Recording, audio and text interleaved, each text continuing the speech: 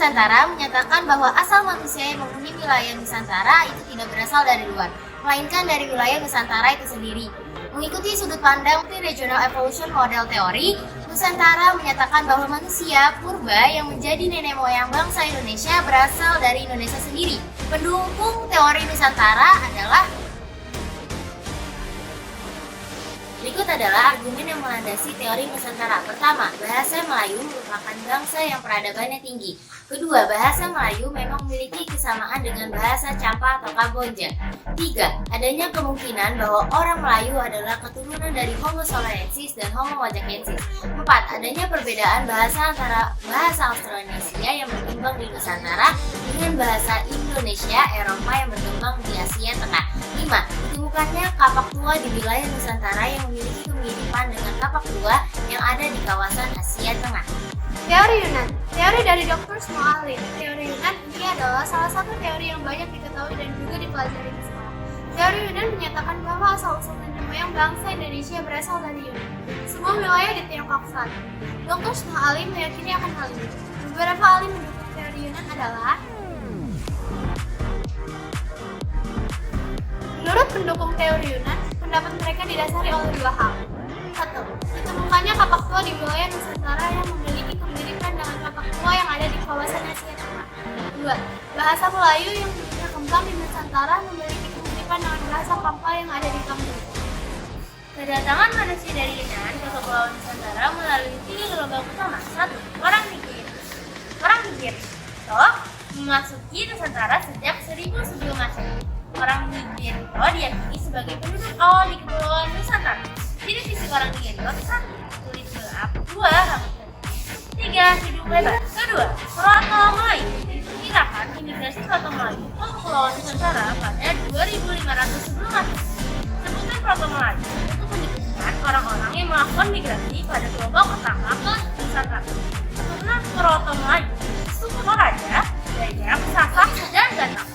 Tiga, Dutro Melayu. Dutro Melayu adalah sebutan untuk orang-orang yang melakukan migrasi pada gelombang kedua.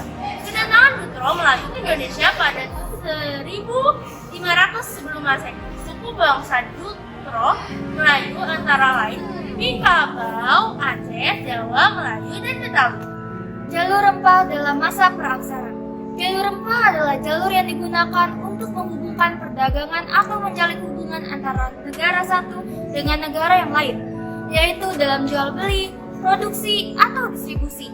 Sejarah mencatat 4.500 tahun yang lalu, jalur rempah adalah rute nenek moyang kita menjalin hubungan antar pulau, suku, bangsa, dengan membawa rempah sebagai nilai untuk membangun persahabatan yang membentuk asimilasi budaya dan diplomasi di setiap kesinggahan.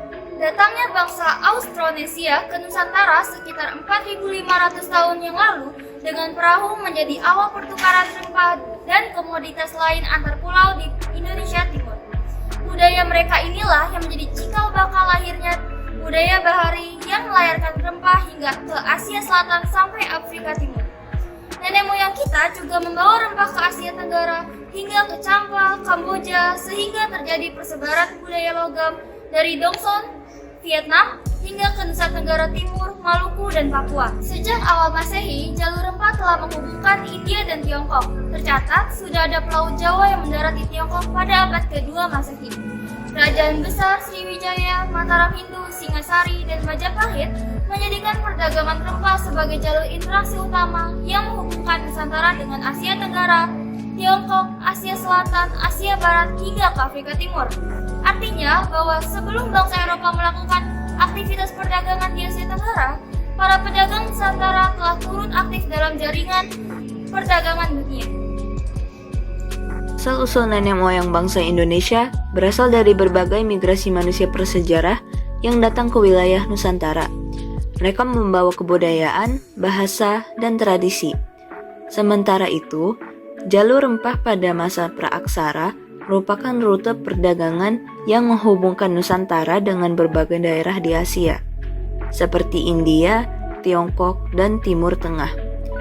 Rempah-rempah seperti cengkeh, kayu manis, dan lada menjadi komoditas berharga yang diperdagangkan dalam jalur ini. memberi kontribusi pada pertumbuhan ekonomi dan pertukaran budaya di wilayah tersebut.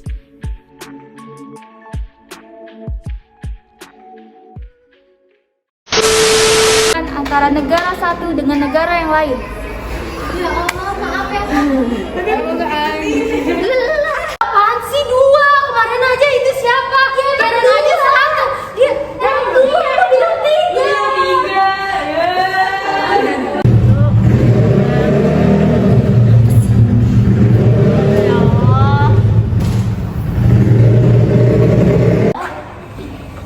Ayo. Mau ngidam nangka ya? Oh ya udah. Terima kasih. Ini gitu. Kayak Arigato yang ada di Kamboja. Selesai.